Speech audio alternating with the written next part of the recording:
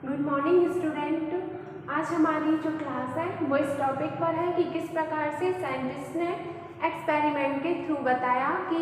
जो हमारी डीएनए है जो हमारे केंद्रक में पाया जाता है वो ही जेनेटिकली मटेरियल है या नहीं। तो प्रीवियस क्लास में बताया था कि कितना बड़ा डिबेट कंटिन्यूअस चलता रहा 10 साल कम से कम इस टॉपिक पर इतना डिस्कशन हुआ कि वो जो साइंटिस्ट थे और उस टाइम की जो जनरेशन थी उसमें यही कंफ्यूजन क्रिएट होता रहा कि डीएनए या आरएनए। लेकिन जो फिर लास्ट में हमारे जो सबसे ज़्यादा इम्पोर्टेंट थ्योरीज आई वो जिन साइंटिस्ट ने एक्सपेरिमेंट किए उनके एक्सपेरिमेंट को इस चैप्टर में हमें पढ़ना है। तो सीरियल वाइज यदि हम स्टार्ट करें कि इस चैप्टर में सबसे पहले किसका एक्सपेरिमेंट दिया है, तो सबसे पहले जो डीएनए है उसको आनुवांशिक पदार्थ प्रूफ करने के लिए कि ये ही एक पदार्थ है जो एक पीढ़ी से दूसरी पीढ़ी में जाता है और उनके पेरेंट्स से उनके ऑफस्प्रिंग में ट्रांसमिटेड होता है। तो उन्होंने बताया कि चाहे वो क्रोमोसोम्स हो, चाहे जीन हो, चाहे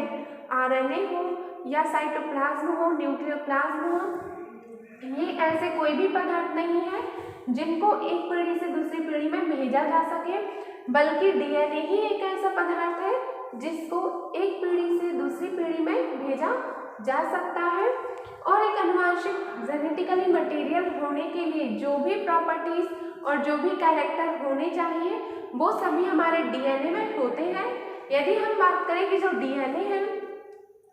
इस डीएनए में खुद को डबलिंग करने या खुद की संख्या, खुद के नंबर को बढ़ाने की कैपेसिटी पाई जाती है और एक प्रोसेस होती है जिसके थ्रू डीएनए जो है वो अपनी जो संख्या है उसमें वृद्धि करता है, यानी कि एक डीएनए से वह कई हजारों लाखों डीएनए बना सकता है।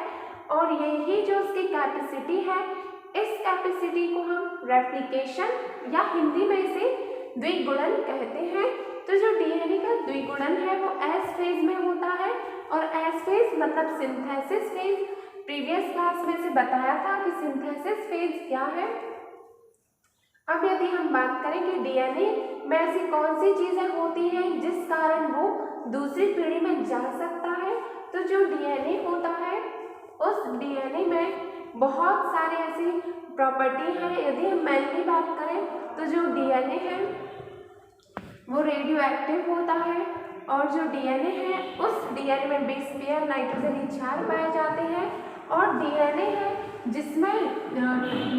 फास्फोरस एक रेडियो एक्टिव P32 पाया जाता है। और डीएनए में खुद में ऐसी प्रॉपर्टी होती है कि डीएनए यदि किसी पदार्थ में जाए तो उस पदार्थ में स्थानांतरित होने के बाद उसका ट्रांसक्रिप्शन यानी कि अनुलेखन हो सके और ऐसी सूचनाएं संग्रहित रहती हैं, उसमें आनुवांशिक सूचनाएं जो है वो डीएनए में रहती हैं और ये ही आनुवांशिक सूचनाएं हमारे लक्षणों को निर्धारित करती हैं। तो ये आनुवांशिक सूचनाएं जो है वो डीएनए में एक कोड के रूप में पाई जाती हैं जिसे हम जेनेटिक या आनुवांशिक कोड कहते हैं। तो हमने देखा कि डीएनए में इतनी सारी प्रॉपर्टीज है कि उसे हम जेनेटिकली मटेरियल कह सकते हैं, आनुवांशिक पदार्थ कह सकते हैं। लेकिन इतने सारे जो इसके कैरेक्टर हैं, प्रॉपर्टीज हैं, ये कैसे हमारे सामने आए, कैसे हमें पता चला कि डीएनए में इतनी सारी प्रॉपर्टीज पाई जाती हैं, इसके पीछे बहुत सारे साइंटिस्ट की स्ट्रगल है। तो सबसे पहले यदि हम बात करें ग्रिफिथ के एक्सपेरिमेंट की या एक्सपेरिमेंट ऑफ ग्रिफिथ, यानी कि हमारे एक जो साइंटिस्ट थे उन साइंटिस्ट का नाम ग्रिफिथ था और उन्होंने एक बैक्टीरिया लिया, उस बैक्टीरिया का नाम डिप्लोकोकस न्यूमोनी था। डिप्लोकोकस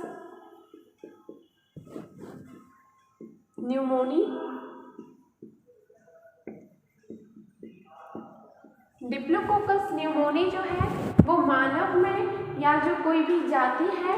उस जाति में न्यूमोनिया रोग उत्पन्न करने के लिए उत्तरदायी होता है। यानी जो डिप्लोकोकस न्यूमोनी बैक्टीरिया होता है वो जीवाणु जो है वो सभी जीवों में निमोनिया रोग को उत्पन्न करता है। और हम बात करें ग्रिफिथ ने क्या अपने एक्सपेरिमेंट में किया था, तो ग्रिफिथ ने क्या किया कि उन्होंने डिप्लोकोकस निमोनी की 2 प्रभेद ली, यानी कि 2 उसकी स्ट्रेन ली।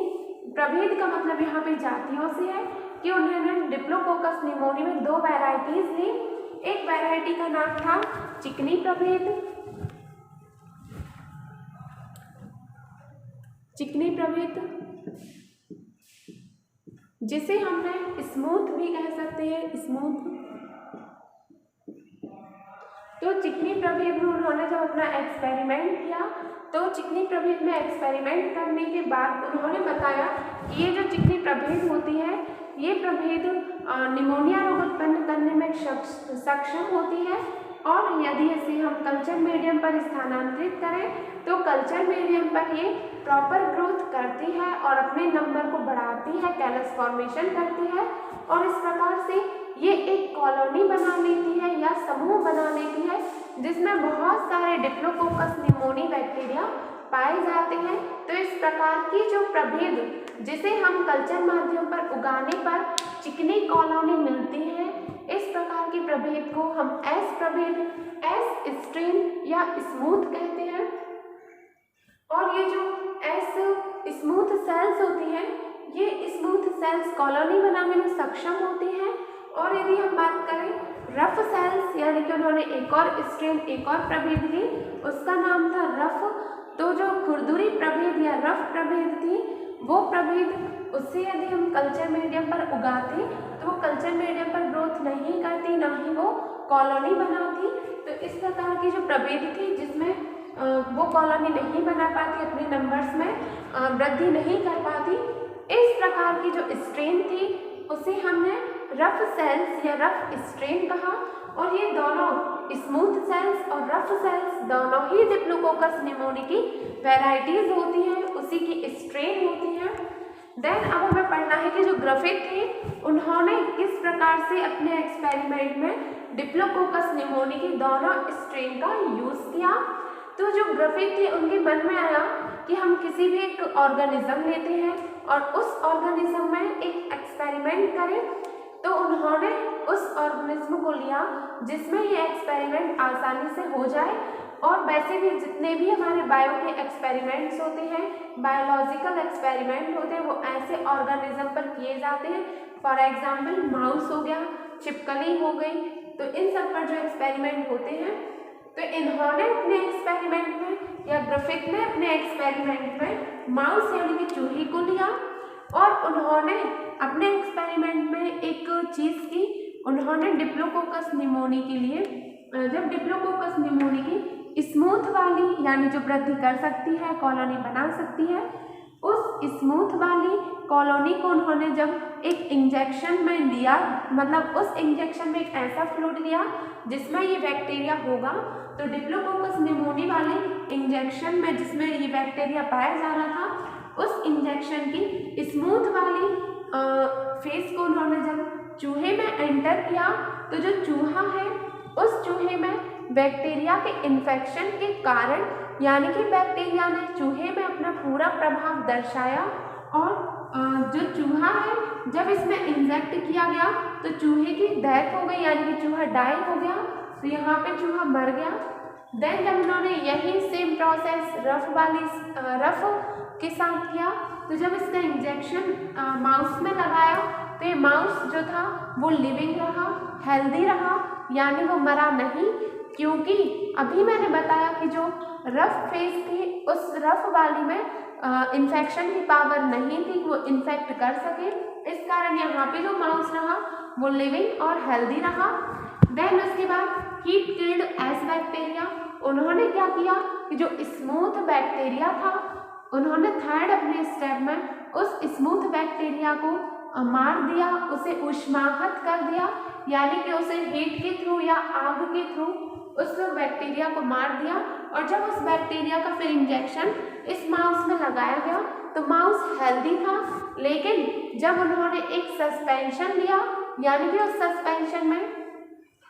उन्होंने रफ प्रभेद को लिया और एस प्रभेद दोनों को मिक्स करके जब उन्होंने उष्माहत किया, यानी कि हीट किल्ड किया, हीट दी उनको, तो जो एस बैक्टीरिया में जो पहले पावर थी इन्फेक्शन करने की, वो जो पावर थी वो पावर रफ वाले में ट्रांसफ़र हो गई और रफ वाला जो इन्फेक्शन करने में सक्षम नहीं था, कैपेबल नहीं था, उस रफ वाले में भी वो पावर आ गई। और इसी कारण फिर इसमें ऑब्जेक्शन हुआ कि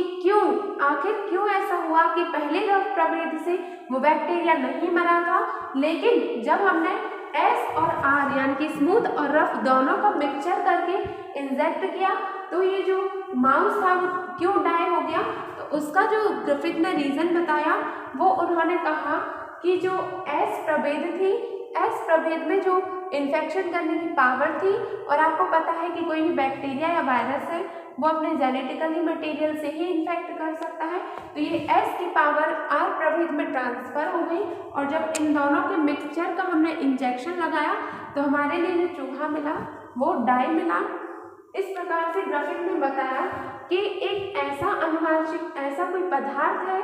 जो पदार्थ चिकनी प्रभेद से खुरदुरी प्रभेद वाले बैक्टीरिया में ट्रांसफ़र हुआ है, और इसी ट्रांसफ़र के कारण जो रफ प्रभेद रफ स्ट्रेन थी जिसमें कभी भी मतलब इन्फेक्शन की पावर नहीं थी, उसमें भी वो पावर आ गई। तो उन्होंने कहा कि यहाँ पे रूपांतरण हुआ है, यहाँ पे किसी ना किसी चीज़ का ट्रांसफ़र हुआ है। और देन उसके बाद एनालिसिस से पता चला कि ये जो पदार्थ था जिसका रूपांतरण हुआ है वो कोई और पदार्थ नहीं बल्कि DNA ही था। तो इस प्रकार से ग्रिफिथ ने अपने एक्सपेरिमेंट से प्रूव किया, और ग्रिफिथ का जो एक्सपेरिमेंट है इसी कारण इसे रूपांतरण का प्रयोग भी कहते हैं, और कहते हैं कि रूपांतरण की खोज का जो श्रेय है वो हमारे ग्रिफिथ को जाता है, ग्रिफिथ साइंटिस्ट को, क्योंकि ग्रिफिथ ने ही ये एक्सपेरिमेंट किया और बताया कि किस चीज़ का रूपांतरण हुआ। और यहाँ पे जो चीज़ सामने आई वो हमारा जेनेटिकली मटेरियल यानी कि DNA था। तो इस प्रकार से प्रूफ हो गया कि जो DNA है वो ही एक